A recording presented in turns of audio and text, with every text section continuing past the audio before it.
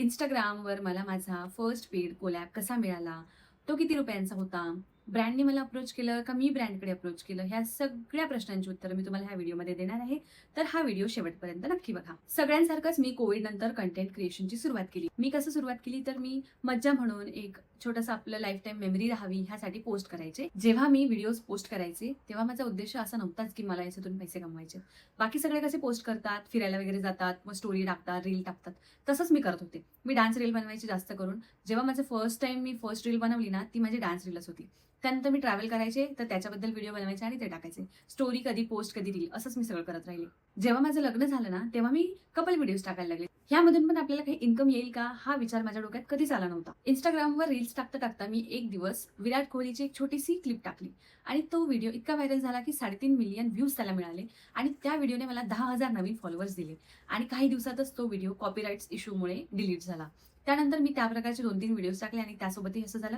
यावेळेस व्ह्यूज पण आले नाही. त्या अगोदरच तो व्हिडिओ डिलीट झाला. मग मला Instagramवर पोस्ट करायला थोडीशी भीती वाटायला लागली की आपल्याला कॉपीराइटमुळे असं व्हिडिओज जर डिलीट व्हायला लागले तर मग काय करणार आपण? मग मी YouTubeवर कुकिंगचे व्हिडिओज टाकायला सुरुवात केली आणि सुट्टीच्या दिवशी मी कुकिंगचे व्हिडिओज बनवायचे आणि मग ते पोस्ट करायचे आणि हळूहळू मी YouTubeवर पण सुरुवात केली. काही दिवसानंतर जेव्हा मी प्रेग्नंट होते ना, तेव्हा मला जास्त काही व्हिडिओज पोस्ट करता आले नाही. तर मी थोडा वेळ कुकिंगचं करायचे आणि 2 हप्त्यातून मी जर मूव्हीला वगैरे गेले किंवा कुठे फिरायला गेले ना, तेवढंच मी पोस्ट करायचे रील्स वगैरे. त्यानंतर मी काही जास्त पोस्ट केलं नाही. जेव्हा माझी मॅटर्निटी लिव्ह संपत आली होती, तेव्हापासून मी इमोशनल व्हिडिओज पोस्ट करायला सुरुवात केली. जसं की मदरहूड किंवा पॅरेंटिंग किंवा टॉडलर फेज कसा असतो ह्याबद्दल मी व्हिडिओज टाकायला लागले. कधी इमोशनल तर कधी कॉमेडी असे व्हिडिओज टाकत राहिले आणि त्यात माझे इमोशनल कॉमेडी दोन्ही व्हिडिओ चालायला लागले. म्हणजे आतापर्यंत मी निश डिसाईडच केला नव्हता. मी काहीही टाकायचे. म्हणजे मी कधी फिरायला जायचे ते व्हिडिओज टाकायचे, कधी कपल्सचे कॉमेडी तर कधी कपल्सचे इमोशनल. आपल्याला आपला एक निशे डिसाईड करावा लागतो. एक निशे डिसाईड केला की तशी आपली ऑडियन्स येते आणि त्या ऑडियन्सला आपला कंटेंट आवडला कीच मग व्ह्यूज वगैरे वाढायला. जेव्हा माझी मॅटर्निटी लीव्ह संपत आली, मी अजून 6 महिने एक्सटेंड केली कारण मला वेळ हवा होता आणि 6 महिने एक्सटेंड केल्यानंतर मी थोडं-थोडं पोस्ट करायचीच तेव्हा पण. असं नाहीये की मी पोस्ट करायची नाही. मी रेग्युलर पोस्ट करत नव्हते. मला जेव्हा वेळ भेटायचा तेव्हा मी पोस्ट करत होते आणि काय झालं की ह्यामुळे माझे व्ह्यूज वाढायला लागले आणि फॉलोअर्स यायला लागले नवीन-नवीन. तरीही अजून बरंच काम बाकी होतं याच्यामध्ये.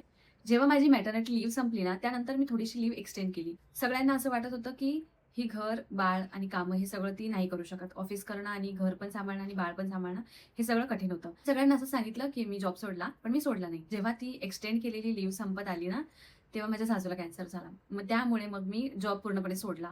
म्हणजे ऑफिसचा लॅपटॉप वगैरे सगळं सबमिट केलं. तोपर्यंत माझा विचारच नव्हता जॉब सोडण्याचा. मला असं वाटायचं की एखादा चांगला प्रोजेक्ट आला किंवा मी एखादी दुसरी कंपनी बघेल, तोपर्यंत स्टडी करेल. पण मी सगळ्यांना असं सांगितलं की मी जॉब सोडला कारण सगळ्यांना माझं टेन्शन येत होतं. आता जॉब सोडला 3.5 महिने माझ्या ह्याच्यातच गेले, की बाळ आणि घर आणि पेशंट ह्याच्यामध्ये माझे 3.5 महिने गेले. आता ऑफिस जॉइन करणं थोडं कठीण होतं कारण माझ्या मुलीला माझी सवय झाली होती. आता घरी आहे तरी पण मला काहीतरी इन्कम पाहिजे. ह्यासाठी मग मी काय करायचं असं विचार करायला लागले. मी लोकांचे व्हिडिओज पाहायचे, की ते Instaवरनं, YouTubeवरनं पैसे कमवतात. मी माझ्या आयुष्यातले खरे-खरे अनुभव जसे की पॅरेंटिंग, मदरहूड, टॉडलर फेज कसा आहे ह्याबद्दल व्हिडिओ शेअर करायला लागली. लोकांना ते कनेक्ट झाले म्हणजे लोकांना रिलेटेबल वाटायला लागले आणि म्हणून मग आता माझे फॉलोअर्स फटाफट वाढायला लागले. फॉलोअर्स पण वाढत होते, व्हिडिओजला व्ह्यूज पण यायला लागले आणि लाईक्स, शेअर पण खूप यायला लागले. मग इथून पुढे मला समजलं की निश डिसाईड करणं किती गरजेचं आहे. सुरुवातीला पेड कोलॅबोरेशन मला भेटलं नाही. सुरुवातीला मला भेटला बार्टर कोलॅब. कोलॅबमध्ये खूप सारे टाईप असतात. बार्टर कोलॅबमध्ये पण 2 टाईप असतात. बार्टर कोलॅबमध्ये 2 टाईप असे की एकामध्ये तुम्हाला प्रॉडक्ट दिला जातो, तुम्ही तो यूज करायचा आणि त्याच्याबद्दल व्हिडिओ बनवायचा. त्या प्रॉडक्टचे पैसे तुम्हाला कंपनी देते. दुसरा बार्टर कोलॅबचा टाईप असा आहे की ज्याच्यामध्ये तुम्हाला कंपनी प्रॉडक्ट देते, तो यूज नाही करायचा, तो फक्त दाखवायचा आणि रिटर्न करायचा. म्हणजे त्याचे तुम्हाला पैसे वगैरे काहीच मिळत नाही. प्रॉडक्टचे पण नाही आणि प्रॉडक्ट तसाच्या तसा तुम्ही वापस देता. मला तर पहिले 3-4 बार्टर कोलॅबच आले. त्याच्यानंतर एक पेड कोलॅब आला आणि पेड कोलॅब पण असा आला, की ज्याच्यामध्ये मला समजतही नव्हतं, की मी किती चार्ज करायचा आणि हा कोलॅब मला समोरून आला. तुम्हाला एक तर ईमेल येतो किंवा तुम्हाला Instagramवर मेसेज येतो. असे 2 टाइपमध्ये तुम्हाला ब्रँड्स रीच करतात. मी तरी कोणत्याच ब्रँडला रीच केलं नाही. मला समोरूनच ब्रँड्सने मेसेज केला. तर मला जो पेड कोलॅब आला होता ना, तो समोरून मेसेज आला होता माझ्या Instagramवर आणि त्यांनी मला जेवढं सांगितलं ना, तेवढा अमाउंटमध्ये मी ओके झाले. म्हणजे मी काहीच निगोशिएट केलं नाही कारण मला तेव्हा एवढं माहिती नव्हतं. ChatGPT करून तरी एवढं समजलं नाही. म्हणून मग मी त्यांनी जेवढी अमाउंट सांगितली त्याला हो म्हणलं आणि व्हिडिओ बनवला. आता माझा जो फर्स्ट पेड कोलॅब होता ना, त्याच्या कंपनीचं नाव मी सांगू शकत नाही किंवा पैसेही सांगू शकत नाही. पण मी तुम्हाला एवढं सांगू शकते, की जर एखादं लग्न असलं, जे आपले जास्त जवळचं नाही किंवा जास्त लांबचं नाही, तेव्हा आपण आहेरमध्ये किती पैसे देतो, एक्झॅक्ट तेवढीच अमाउंट मला भेटली.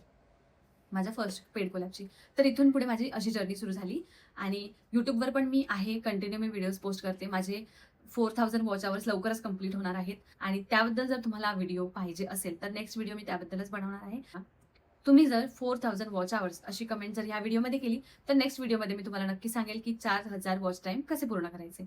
माझी जर्नी तुम्हाला कशी वाटली आणि तुमचं काय एक्सपिरियन्स आहे ते सगळं तुम्ही मला नक्की कमेंटमध्ये सांगा. Thank you so much.